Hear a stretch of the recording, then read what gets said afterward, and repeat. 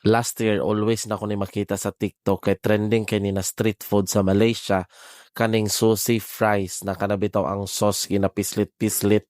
Good thing kay naa na sa Cagayan de Oro, same sila og concept kay nag-open na ang Fraggets. So grand opening nila gahapon and privileged ta kay usa ta sa gi-invite nila.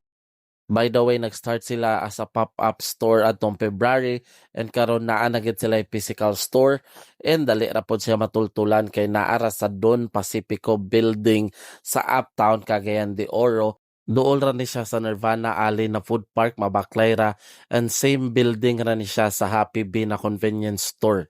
Open sila everyday 11 a.m. to 10 p.m. So ako introduce sa inyo ang ilang mga available and ako pod gitry. Na sila available na nuggets, wedges, hash bites, and regular fries. So, pwede nimo na sila orderon solo. So, ang ilang fries, regular fries is 110. Ang ilang wedges is 130. Then, ilang nuggets na 10 pieces is 175 pesos. And ang ilang hash bite is 130 pesos. For solo na siya na order. And naapod sila yung mga combo na order which is mao ilang mga trending and bestseller na mga product. Same aning Fraggets. So, fries and nuggets, that's 165 pesos. Naapod sila yung wedges and nuggets, that's 185 pesos. And naapod sila yung hash bites and nuggets na 150 pesos.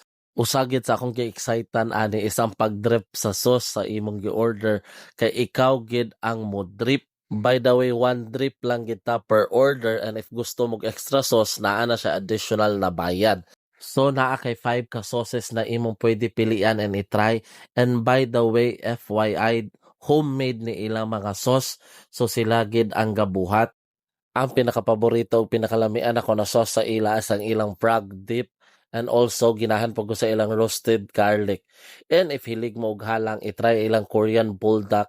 Medyo isog siya pero lami. And also ilang spicy cheese overload. Kung naa kay pangutana, i-comment down below kay ato ng tubagon. Hangtod sa sunod, kita kits travelers.